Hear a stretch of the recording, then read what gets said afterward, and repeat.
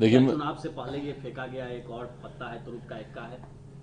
तुरुप का इक्का तो ज़रूर साबित होगा, मैं ये मानता हूँ, क्योंकि ये मांग लंबे समय से बिहारी युवाओं की रही। इस मांग को लेकर मैंने भी लंबे समय से बिहार सरकार से आग्रह किया था कि बिहार एक युवा राज्य है, एक बड़ी आबादी बिहार में युवाओं की है। ऐसे में ये युवा अभाव में, व्यवस्था के अभाव में दूसरे राज्य जाने के लिए मजबूर होते हैं, दूसरे देशों में जाने के लिए मजबूर होते हैं, और जिसकी वजह से पलायन पे जिस जिस कदर हम लोग नियंत्रण पाना चाहते हैं वो हम लोग नहीं पा पा रहे हैं। ऐसे में ज़रूरी था एक ऐसी व्यवस्था का निर्माण किया जाए जहां पे युवा अपनी समस्या के साथ जाएं और समाधान लेकर आए।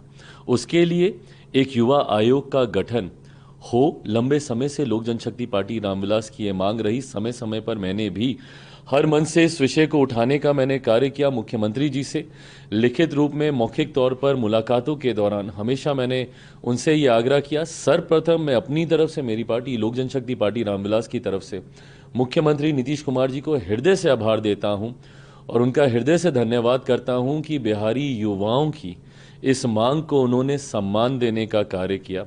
और मैं मानता हूं कि आने वाले दिनों में जब हम लोग विकसित देश की कल्पना करते हैं, मेरे प्रधानमंत्री आदरणीय नरेंद्र मोदी जी का जो लक्ष्य है 2047 तक, जिसमें बिहार की एक अहम भूमिका होगी।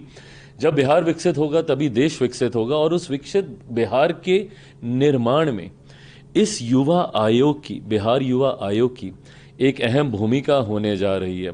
ये चिंता हम लोग के लिए लंबे समय से रही कि जब देश में बाल आयोग है, जब हमारे यहाँ महिला आयोग है, अलग अलग राज्यों में अनुसूचित जाति जनजाति आयोग है, अल्पसंख्यक आयोग है, तो वहीं देश की इतनी बड़ी आबादी जिसको मुख्य धारा के साथ जोड़ने के लिए, और बिहार जैसा राज्य जहाँ के युवाओं को अलग अलग परिस्थितियों में कठिनाइयों का सामना कर पलायन करने के लिए मजबूर होना पड़ता था, ऐसे में बिहार जैसे राज्य में एक युवा आयोग की ज़रूरत अब बहुत ज़्यादा थी। ऐसे में सही समय पर लिया गया ये एक सही फैसला है, जिसके लिए एक बार फिर से मैं बिहार सरकार का, मुख्यमंत्री नीतीश कुमार जी का हृदय से आभार प्रकट करता हूं। और मैं ये विश्वास रखता हूं कि इस युवा आयोग के गठन से न सिर्फ युवाओं की समस्या का अब समाधान होगा, बल्कि हम लोगों का जो सपना है कि ना सिर्फ पलायन रुके बल्कि रिवर्स माइग्रेशन शुरू हो। बिहार में एक ऐसा इंफ्रास्ट्रक्चर, एक ऐसा इकोसिस्टम तैयार हो कि जो लोग पलायन करके बाहर जा चुके हैं वो भी हमारे राज्य वापस आए। उस व्यवस्था का भी हम लोग निर्माण कर पाएंगे। साथ ही में मैं मुख्यमंत्री जी को, महिलाओं को उन्होंने सशक्त करने के लिए जो एक महत्वपूर्ण फैसला लिया है 35% का उनको आरक्षण देकर डोमिसाइल नीति के तहत, मुझे लगता है ये भी एक अत्यंत महत्वपूर्ण और सही समय पर लिया गया ये फैसला है।